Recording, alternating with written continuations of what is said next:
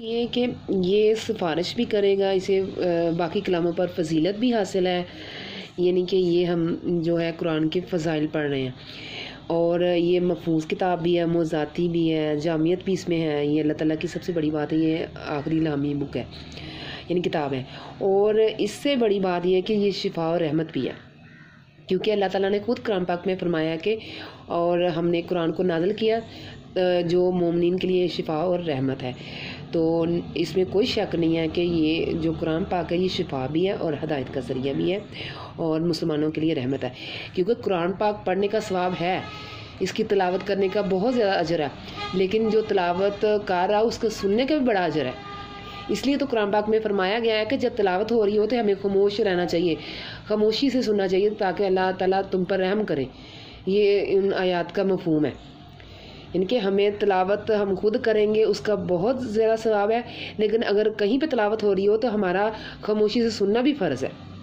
اس کا بھی ہمیں ثواب ملتا ہے۔ اور قرآن کا یہ بھی دیکھیں کتنی بڑی بات ہے، اللہ تعالیٰ نے کتنا انعام مسلمانوں پہ رکھا ہے، ہم لوگوں پہ، مومنوں پہ، کہ قرآن کا جو سیکھنا سکھانا اس کو بہترین عمل قرار دیا ہے۔ جیسے خیرکم من تعلم القرآن وعلمہ، یعنی تم میں سے بہتر وہ ہے جو قرآن سیکھے اور دوسروں کو سکھائے۔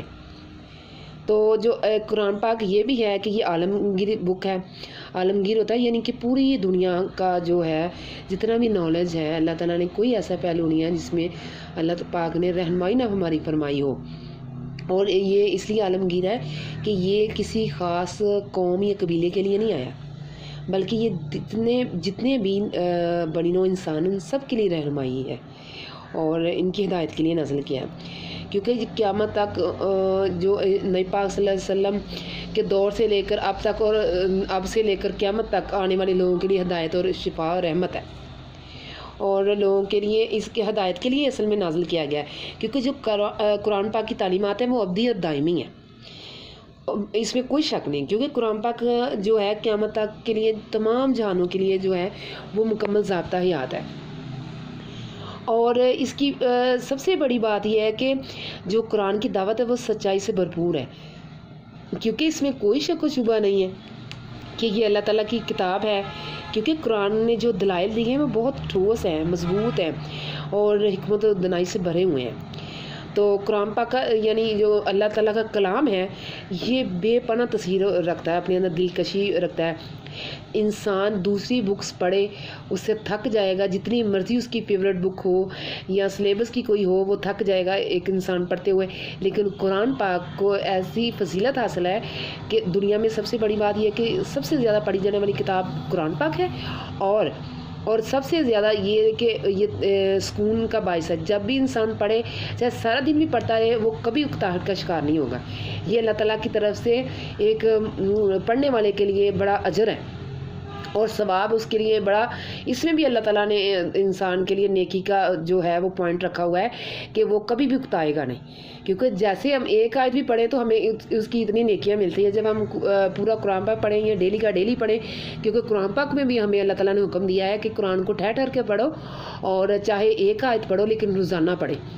تو اسٹوڈنٹ اس لیے آپ لوگ بھی قرآن پاک کو روٹین بنائیں اور نماز بھی پڑھا کریں اور قرآن شریف بھی اس کی بھی تلاوت کیا کریں، اور ڈیلی کا ڈیلی اس کا جو ہے رکوع پڑھ لیا کریں یا ہاف پڑھ لیا کریں، اور کوشش کیا کریں اس کے ترجمے کے ساتھ اس کو ریڈ کیا کریں، تاکہ ہمیں پتہ چلے کہ اللہ پاک نے قرآن کیوں اتارا، کیوں نازل ہوا، اس میں کیا کس آیت میں کس صورت میں کیا ہے، یعنی اللہ پاک ہمیں کیا بتانا چاہتا ہے، کون سے انبیاء کے قصے ہیں، کون سے ایسے پہلو ہیں جس میں ہمارے لیے رہنمائی ہے۔ اگر ہم قرآن پاک دیکھیں اس کی عربی پڑھنے کا ثواب ہے، لیکن ہم ترجمے کے ساتھ پڑھیں گے تو ہمیں اور زیادہ جو ہے آسانی ہوگی اور ہمیں ثواب بھی ملے گا، اور ہمارا اس سے دنیاوی فائدہ بھی ہے اور اخروی بھی ہے، یعنی اس سے ہماری دین دنیا دونوں آخرت جو ہے وہ سور جائے گی، یعنی سنور جائے گی۔ تو اس لیے ہم لوگوں کو چاہیے کہ ہم قرآن پاک ڈیلی کا ڈیلی پڑھیں اور اس کو سمجھیں اور ترجمے کے ساتھ پڑھیں تو اور بہتر ہے،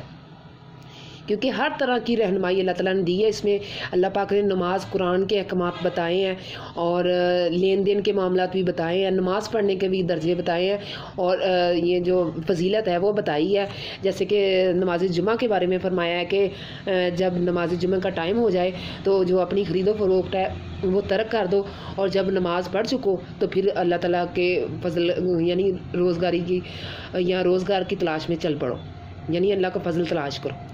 تو اسٹوڈنٹس, آپ لوگوں نے یہ جو سارے قرآن کا تعارف جو میں نے آپ کو کروایا ہے, یہ جو ہمارا موضوعاتی مطالعہ حصہ ہے, اس کا ٹاپک ہے قرآن پاک. اس کو ہم نے 1 by 1 پڑھا ہے, یعنی کہ پہلے ہم نے اس کا تعارف کیا ہے, پھر حفاظت کی اور پھر فضائل. تو ان کو آپ نے ڈیلی کا ڈیلی ڈائری کے اکارڈنگ ساتھ ساتھ یاد کرتے جانا ہے اور اس کو بھی سمجھ کے آپ نے پڑھنا ہے.